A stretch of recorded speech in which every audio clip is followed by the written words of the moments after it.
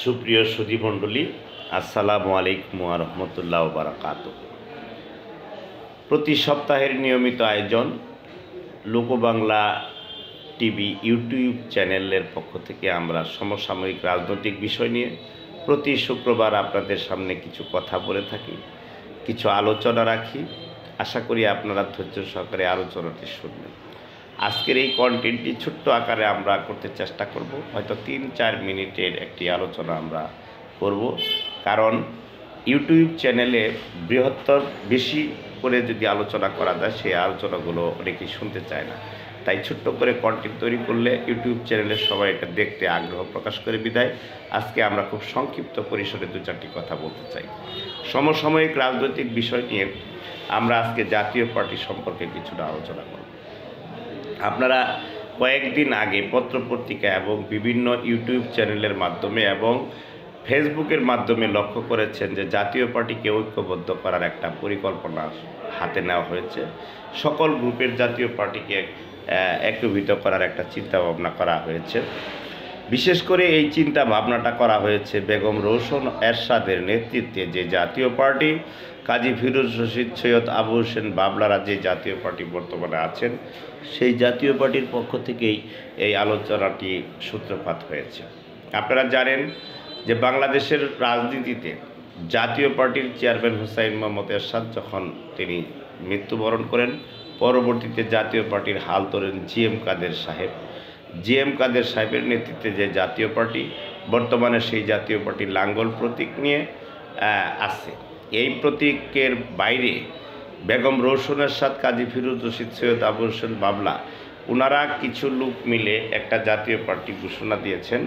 যেই জাতীয় পার্টি নাম থাকলেও এই জাতীয় পার্টির কোনো প্রতীক নাই, জাতীয় পার্টির লাঙ্গল মার্কা তাদের কাছে নাই। জাতীয় পার্টি তারা নামে মাত্র জাতীয় পার্টি, কিন্তু মূলত তাদের কাছে প্রতীকটাও নাই এবং রেজিস্ট্রেশনটাও তারা ব্যবহার করতে পারছে না। এই অবস্থায় তারা একটা বিব্রতকর অবস্থায় পড়ে জাতীয় পার্টি ঐক্যের ডাক দিয়েছিল।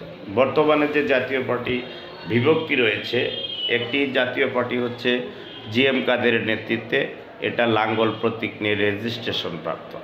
আরেকটি হচ্ছে ব্যারিস্টার আন্দালিব রহমান পার্থর, বাংলাদেশ জাতীয় পার্টি বিজেপি, এটা গরুগাড়ি মার্কা নিয়ে রেজিস্ট্রেশন প্রাপ্ত। আরেকটা আছে ডাক্তার এম মতিনের, বাংলাদেশ জাতীয় পার্টি বাসপা, এই জাতীয় পার্টির রেজিস্ট্রেশন প্রাপ্ত কাঁঠাল প্রতীক নিয়ে। এরপরে আরেকটা জাতীয় পার্টি আছে, সেটা আনোয়ার হোসেন মঞ্জুর নেতৃত্বে সাইকেল প্রতীক নিয়ে, এটাও রেজিস্ট্রেশন প্রাপ্ত। কাজী জাফর আহমেদের নেতৃত্বে একটা জাতীয় পার্টি আছে, এটা রেজিস্ট্রেশন নাই, তারপরেও এই জাতীয় পার্টি অনেক ভালো ভালো কাজ তারা করেছে। তো এই অবস্থায় এই 5টা গ্রুপকে জাতীয় পার্টি জিএম কাদের, জাতীয় পার্টি রওশন এরশাদ, জাতীয় পার্টি আন্দালিব, জাতীয় পার্টি মতিন এবং জাতীয় পার্টি জাফর, এই 5টা গ্রুপকে ঐক্যবদ্ধ করার পরিকল্পনা মূলত আনোয়ার হোসেন মঞ্জু গ্রুপের পক্ষ থেকেও এসেছে এবং রওশন এরশাদের গ্রুপের পক্ষ থেকে এসেছে।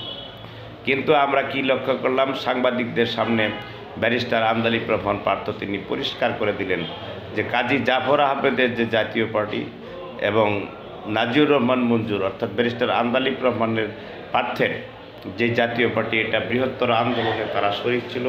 তারা এই সরকার বিরোধী, আওয়ামী লীগ সরকার বিরোধী আন্দোলনে তাদের একটা ভূমিকা ছিল। অতএব এখন আওয়ামী লীগ সরকার বাংলাদেশে নেই, তা আওয়ামী লীগ সরকার হটিয়ে দেওয়ার পরে এখন তো আর ওই সঙ্গে যারা আওয়ামী লীগের সঙ্গে কাজ করেছে তাদের সঙ্গে ঐক্য করার প্রশ্নই আসে না, এটা ব্যারিস্টার আন্দালিব রহমান সাহেব বলেছেন। আপনারা লক্ষ্য করেছেন যে আনোয়ার হোসেন মঞ্জুর জাতীয় পার্টি এবং বেগম রওশন এরশাদের যে জাতীয় পার্টিটা, এটা কিন্তু পুরোপুরি আওয়ামী লীগের সঙ্গে ছিল এবং জাতীয় পার্টি জিএম কাদের এটা মাঝে মাঝে আওয়ামী লীগের সঙ্গে কাজ করেছে, মাঝে মাঝে আওয়ামী লীগের সঙ্গে বিরোধিতা করেছে। আর কাজী জাফর আহমেদের জাতীয় পার্টি এবং ব্যারিস্টার আন্দালিব রহমানের জাতীয় পার্টি কিন্তু পুরোপুরি সরকার বিরোধী কাজে অংশগ্রহণ করেছিল।